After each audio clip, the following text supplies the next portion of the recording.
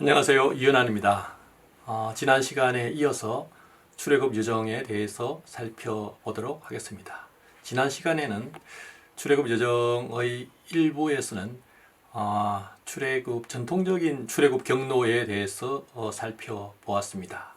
여기서는 먼저 홍해를 건넌 위치, 그리고 시내산의 위치가 여전히 애굽 땅인 시나이 반도였다는 점, 그리고 이스라엘 백성이 38년을 머물렀던 가데스 바네아의 위치가 약속의 땅 안에 위치하고 있었다는 것 등으로 인해서 설득력이 부족하다고 이렇게 말씀을 드렸습니다.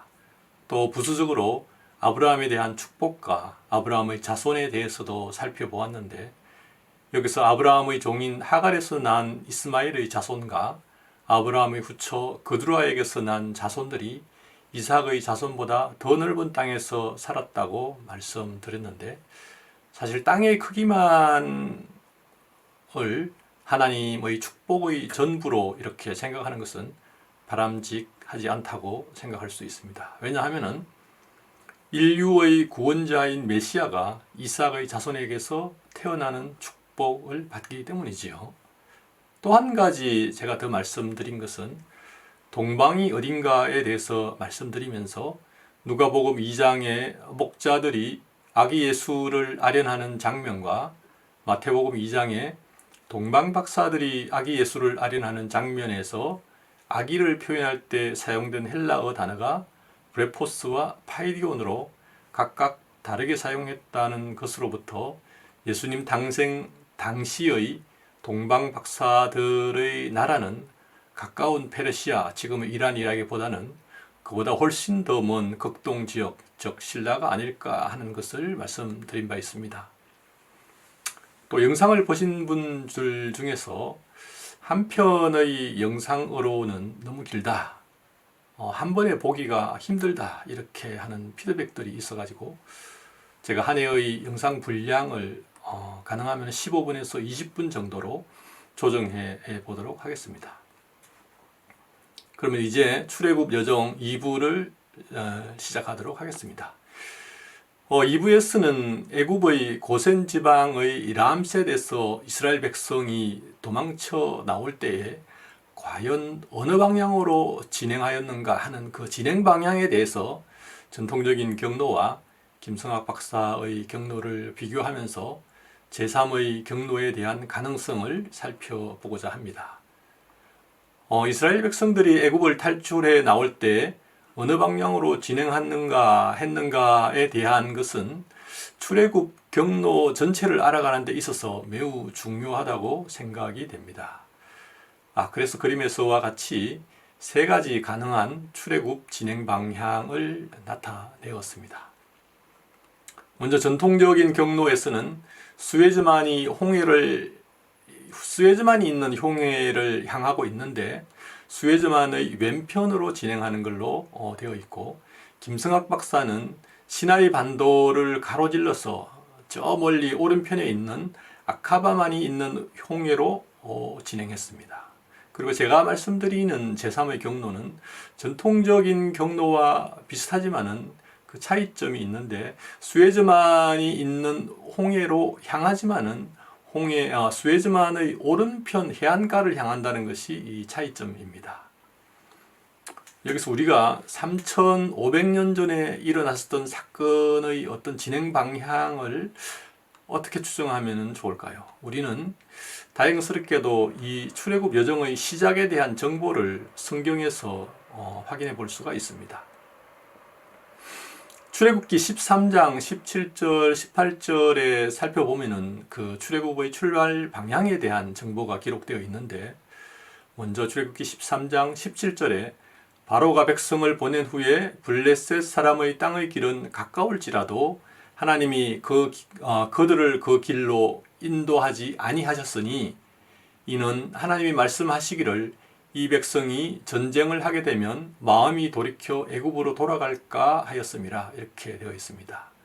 즉 블레셋 사람의 땅의 길은 그림에서 보는 것과 같이 애굽에서 지중해 해변을 따라서 블레셋으로 가는 가장 최단거리 코스입니다. 그러나 하나님은 나중에 이스라엘이 전쟁을 하게 되면은 마음이 변해서 쉽게 다시 애굽으로 돌아갈까 염려하여 그 쉬운 길을 인도하지 않고 다른 길로 인도했다, 이런 것이 되겠죠. 18절에 보면은 그러므로 하나님이 홍해의 강약길로 돌려서 백성을 인도하심에 이스라엘 자손이 애굽 땅에서 대열을 지어 나올 때라고 이렇게 기록되어 있습니다. 즉 출애굽기 13장 18절에서 출애굽의 시작 방향을 가장 가까운 길인 블레셋 사람의 땅의 길이 아니라 홍해의 강약길로 인도하셨다고 하는 것을 우리가 알 수 있는 것입니다. 그럼 여기서 말하는 홍해의 강약길이 그림에서 표시한 세 가지 길 중에서 과연 어느 쪽 길이 맞을까 하는 것입니다. 그림에서 시나이 반도의 왼쪽 홍해인 가까운 스웨즈만으로 향하는 길을 말하는 것일까요? 아니면은 시나이 반도를 가로질러서 오른쪽 저 멀리 있는 아카바만이 있는 홍해를 향하는 길일까요?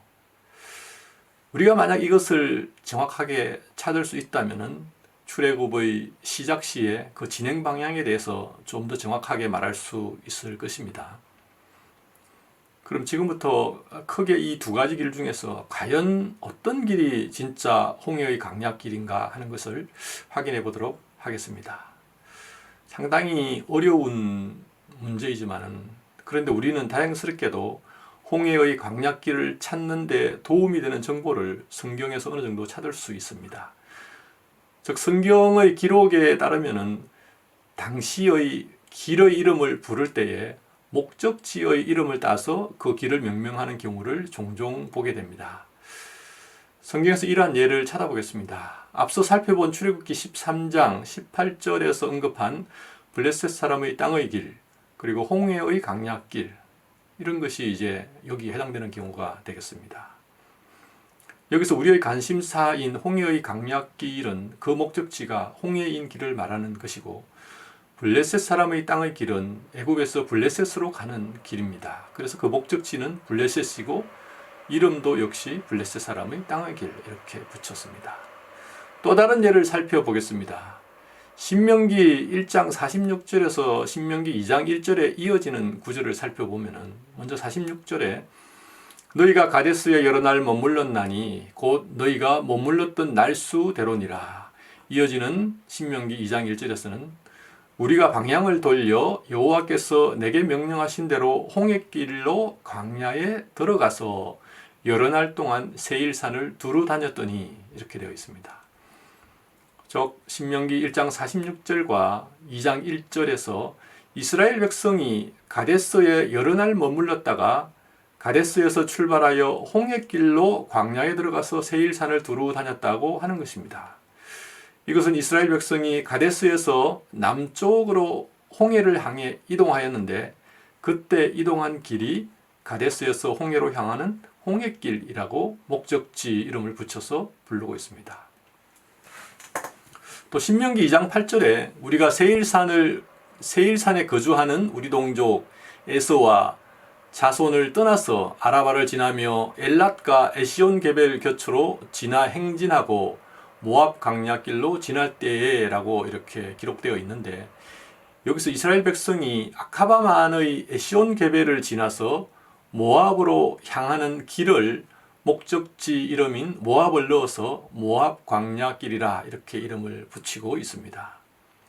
또 민수기 21장 4절에 백성이 호르산을 출발하여 홍해길을 따라 에돔 땅을 우회하려 하였다가 길로 말미암아 백성의 마음이 상한지라, 이렇게 적고 있습니다.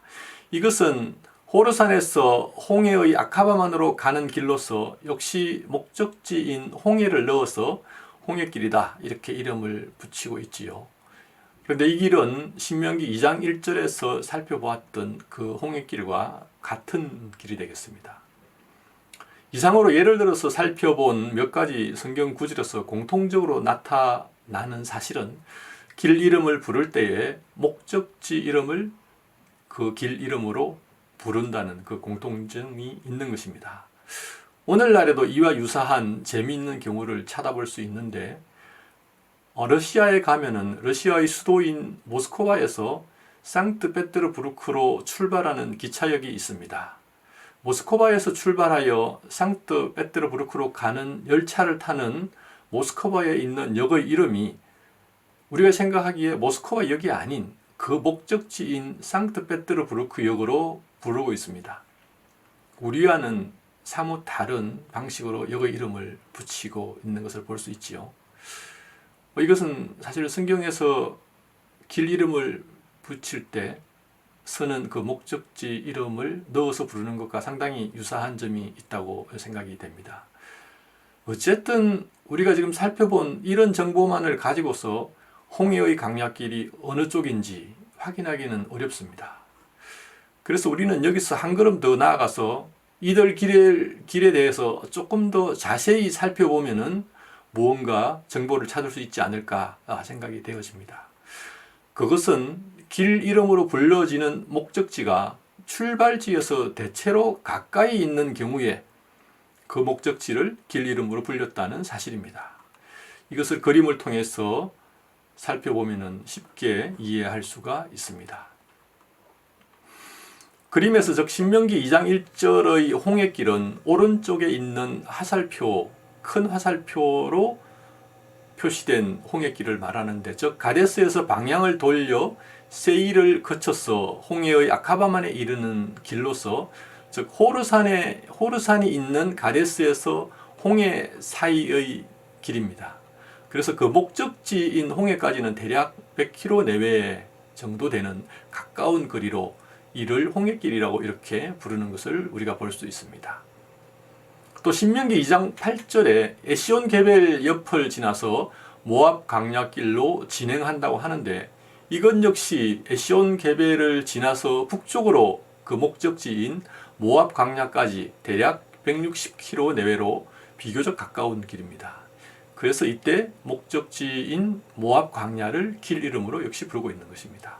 나머지 민수기 21장 4절 역시 호르산에서 홍해의 아카바만까지의 길이니까 그 목적지가 100km 내외로 역시 이럴 경우에도 목적지 이름을 넣어서 홍해길이라고 부르는 것입니다. 그래서 우리가 여기 살펴본 몇 가지 예에서 살펴본 것처럼 성경에서 말하는 목적지를 길 이름으로 부르는 경우에 그 목적지가 출발지에서 대략 160km 내외로 가깝다는 것을 우리가 알 수 있습니다. 이런 예들에서 적어도 200km를 넘는 경우가 거의 없음을 볼 수 있습니다. 따라서 우리가 이러한 점을 고려해서 그림에서 다시 한번 홍해의 강약길을 찾아볼 수 있지 않을까 생각이 됩니다.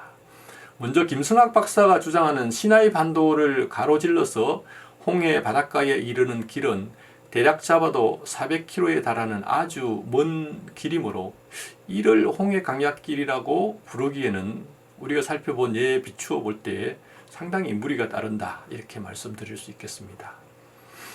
두 번째, 전통적인 주장은 대체로 고센에서 비교적 가까운 홍해인 수에즈만을 향하는 것으로, 이 점은 맞지만은 일부에서 살펴보았듯이 수에즈만의 왼편에서 홍해를 건넜다는 것이 설득력이 약하므로 이 방향은 역시 무리가 있다, 이렇게 말씀드릴 수 있습니다.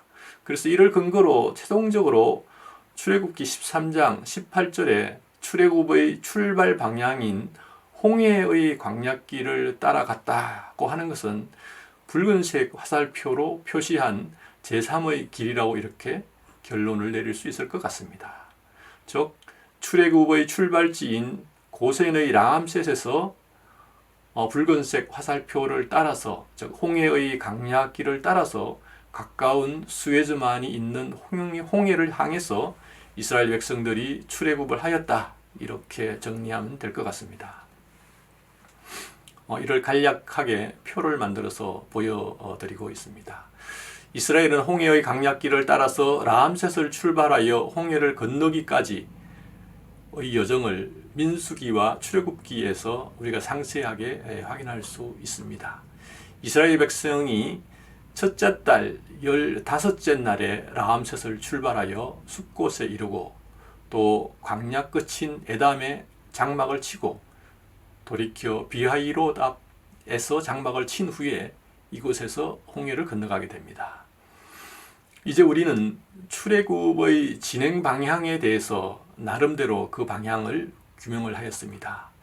이제 이스라엘이 라암셋에서 숫곳으로 또 숫곳에서 광야 끝인 에담으로 거쳐서 홍해까지 이르는 그 홍해에 도착하는 경로에 대해서 살펴봐야 할 때가 되었습니다. 여기서 중요한 것은 광야의 끝인 에담의 위치입니다. 에담은 광야의 끝으로서 홍해를 건너가는 데 있어 가지고 매우 중요한 위치를 차지하고 있음을 성경에서 확인할 수가 있습니다. 에담에 대해서 살펴보면은 홍해를 건너가는 것에 대한 정보를 상세히 얻을 수가 있기 때문입니다. 그래서 이에 대해서 3부에서 찾아뵙도록 하겠습니다. 그래서 제가 2부에서 말씀드리는 홍해의 강약기를 추정해 가는 과정은 제가 나름대로 성경을 근거로 해서 나름대로 추정한 것이라고 이렇게 말씀드릴 수가 있습니다. 내용이 유익하였다면 좋아요와 구독을 부탁드립니다. 감사합니다.